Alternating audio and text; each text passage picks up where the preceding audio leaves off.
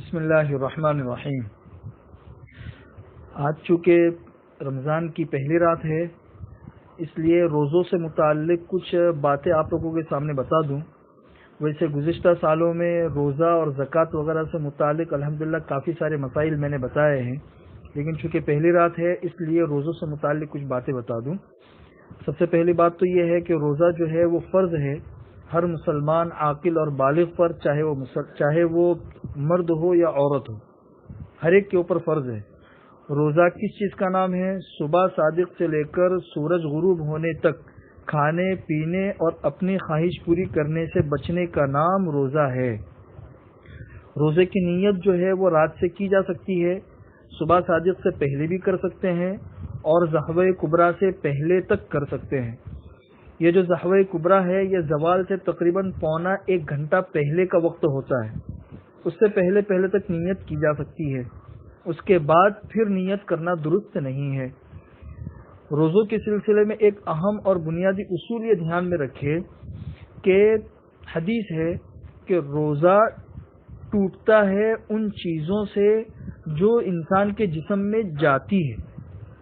انسان کے جسم سے نکلنے والی چیزوں سے روزہ نہیں ٹوٹتا۔ جو چیزیں انسان کے جسم سے نکلتی ہے اس سے روزہ نہیں ٹوٹتا، جو انسان کے جسم میں جاتی ہے اس کی وجہ سے روزہ ٹوٹتا ہے۔ لہذا اگر روزے کی حالت میں بلڈ ٹیسٹ کے لیے کچھ خون وغیرہ نکالا گیا، خون ٹیسٹ کے لیے، تو چونکہ انسان کے جسم سے یہ چیز نکلی ہے اس لیے اس سے روزہ نہیں ٹوٹتا ہے۔ البتہ جو چیزیں انسان کے جسم میں جاتی ہے اس کی وجہ سے روزہ ٹوٹتا ہے۔ اب انسان کے جسم میں جانے کے لیے مختلف اعضاء ہیں، مثلا ایک عضو ہے کان کو لے لیجئے کہ کان کے اندر اگر دوائی ڈالی جائے تو دوائی ڈالنے سے روزہ ٹوٹتا ہے یا نہیں ٹوٹتا ہے؟ تو قدیم فقہ کی کتابوں کے اندر تو یہ لکھا ہوا ہے کہ اس کی وجہ سے روزہ ٹوٹ جاتا ہے، اس لیے کہ کان اور دماغ ان دونوں کے درمیان راستہ ہے، یہ قدیم کتب فقہ کے اندر لکھا ہوا ہے۔ لیکن جدید میڈیکل جو علاج ہے اس میں یہ بات سامنے آئی ہے کہ انسان کے کان کا جو سوراخ ہے یہ پردہ سماعت پر ختم ہو جاتا ہے، سننے کا جو پردہ ہے اس سے آگے دماغ تک یہ راستہ نہیں پہنچتا ہے۔ اس لیے اس وقت کے کچھ فقہائے کرام کے نزدیک اگر کسی شخص نے روزے کی حالت میں کان میں دوائی ڈالی تو اس سے روزہ نہیں ٹوٹے گا۔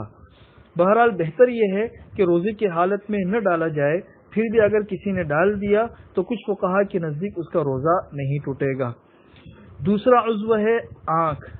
آنکھ میں روزے کی حالت میں دوائی بھی ڈالی جاتی ہے، سرما وغیرہ کا بھی استعمال کیا جاتا ہے، اس کی وجہ سے بھی روزہ نہیں ٹوٹتا ہے۔ حدیث کے اندر آتا ہے کہ حضور اکرم صلی اللہ علیہ وسلم نے روزے کی حالت میں سرمے کا استعمال کیا ہے، اس لیے آنکھ میں دوائی ڈالنے سے روزہ نہیں ٹوٹے گا۔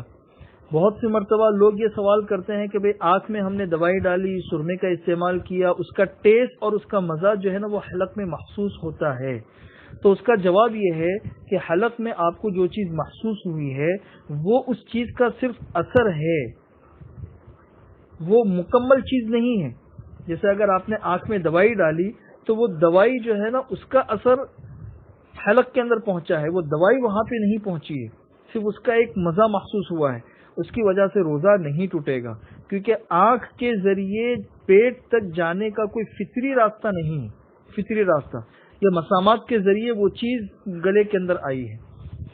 تیسری چیز ہے ناک کے ذریعے، ناک کا براہ راست تعلق جو ہے نا وہ حلق سے،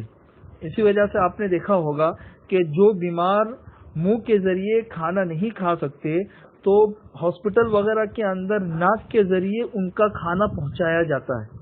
مطلب یہ ہے کہ ناک کے راستے سے پیٹ کے اندر کھانا، پانی، لیکوڈ وغیرہ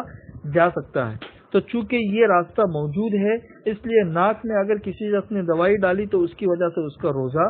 ٹوٹ جائے گا۔ البتہ اگر کسی شخص نے صرف کوئی خوشبو سونگھی ہے یا کوئی وکس وغیرہ ناک کے اندر ہلکے سے لگائی ہے تو اس کی وجہ سے روزہ نہیں ٹوٹے گا، اور اس کا اثر بھی جو حلق کے اندر جاتا ہے وہ صرف اثر جاتا ہے، وہ چیز حلق کے اندر نہیں پہنچتی ہے۔ چوتھی چیز ہے منہ، تو پیٹ کے اندر جانے کے لیے فطری راستہ یہ منہ ہی ہے،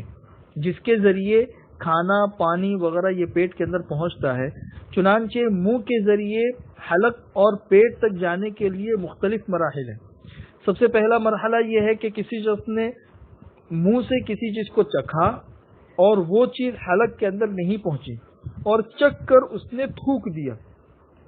تو یہ چیز مکروہ ہے، اس وجہ سے کہ اس کی وجہ سے روزہ ٹوٹنے کا اندیشہ ہے، لیکن اس کی وجہ سے روزہ نہیں ٹوٹے گا، اس لیے کہ کھانا اس کو نہیں کہتے ہیں، کھانا کہتے ہیں حلق کے ذریعے پیٹ میں کسی چیز کے پہنچنے کو کھانا کہتے ہیں۔ اگر چکھ کر کسی شخص نے تھوک دیا تو ظاہر سی بات ہے یہ کھانا شمار نہیں کیا جاتا ہے۔ روزے کی حالت میں کسی شخص نے ٹوتھ پیسٹ اس احتیاط کے ساتھ میں کیا کہ حلق کے اندر اس کے ذرہ بھی ذرات نہیں پہنچے، پھر بھی یہ مکروہ ہے، لیکن اس کی وجہ سے اس کا روزہ نہیں ٹوٹتا ہے۔ ایک درجہ۔ اس کا دوسرا مرحلہ یہ ہے کہ حلق تک کوئی چیز پہنچی، حلق تک، لیکن حلق تک جو چیز پہنچی ہے وہ اس چیز کے بہت ہی باریک اور معمولی ذرات ہیں، بہت ہی باریک اور معمولی ذرات ہیں، جیسے گرد و غبار ہے، اسی طریقے سے دھواں ہے، کسی جگہ سے جا رہے ہیں وہاں پہ دھندلی چل رہی ہے اور ہمارے حلق کے اندر وہ دھواں پہنچ گیا، یا بہت تیز ہوا چلی اور گرد و غبار جو ہے وہ ہمارے حلق کے اندر پہنچ گیا، تو یہ اس چیز کے بہت ہی معمولی ذرات ہے۔ اگر یہ غیر اختیاری طور پر چلے جاتے ہیں تو اس کی وجہ سے روزہ نہیں ٹوٹے گا، اس لیے کہ ایک مجبوری کی شکل ہے، انسان اس کے روکنے کے اوپر قادر نہیں ہے۔ لیکن اگر کسی شخص نے اپنے قصد اور ارادے سے حلق اور حلق سے نیچے کسی چیز کو داخل کر دیا تو پھر اس کی وجہ سے اس کا روزہ ٹوٹ جائے گا۔ جیسے کسی شخص نے باقاعدہ قصد اور ارادے کے ذریعے دھندلی عود کی، یا اسی طریقے سے بھاپ لی روزے کی حالت میں، یا جو دمہ کا مریض ہے اس نے انہیلر کا استعمال کیا، یا اسی کے حکم میں ہے بیڑی پی لی، اس نے سگریٹ پی لی، حقہ پی لیا، تو ان تمام چیزوں کی وجہ سے اس کا روزہ ٹوٹ جائے گا۔ بس فرق صرف اتنا ہے کہ بیڑی سگریٹ اور حقے کے پینے کی وجہ سے روزے ٹوٹ جائے گا، اس روزے کی قضا بھی واجب ہے اور کفارہ بھی واجب ہے، اس لیے کہ ان چیزوں کے پینے سے انسان کو لذت محسوس ہوتی ہے، نفس کو تسکین بھی ملتی ہے، اور جو بھاپ لیا ہے یا انہیلر لیا ہے یا عود کی دھونی لی ہے اس کی وجہ سے جو روزہ ٹوٹے گا تو اس روزے کی صرف قضا واجب ہوگی، کفارہ واجب نہیں ہوگا۔ بدن کے اندر جانے والی جو چیزیں ہیں انہی میں سے ایک چیز انجیکشن بھی ہے، انجیکشن ہے، گلوکوز ہے، یہ بھی انسان کے جسم تک پہنچنے والی چیز ہے، لیکن یہ اس کے ذریعے جو انجیکشن کے ذریعے جو دوائیاں وغیرہ جاتی ہے یہ پیٹ کے اندر نہیں جاتی ہے، یہ رگوں کے اندر جاتی ہے اور مسامات کے اندر جاتی ہے۔ انسان کے پیٹ کے اندر چونکہ یہ چیز نہیں پہنچتی، اس کی وجہ سے روزہ نہیں ٹوٹے گا۔ اسی وجہ سے اگر کسی شخص نے روزے کی حالت میں کورونا ویکسین لی تو کورونا ویکسین کے لینے کی وجہ سے اس کا روزہ نہیں ٹوٹے گا۔ یہ کچھ مسائل تھے جو آپ لوگوں کے سامنے بیان کر دیے۔ پھر کل سے انشاءاللہ معاشی کچھ مسائل ہے، معاشرتی مسائل ہے، نکاح کے مسائل ہے، الگ الگ مسائل ہے، وہ روزانہ آپ لوگوں کے سامنے آتے رہیں گے۔ اللہ تعالی ہمیں عمل کرنے کی توفیق نصیب فرمائے۔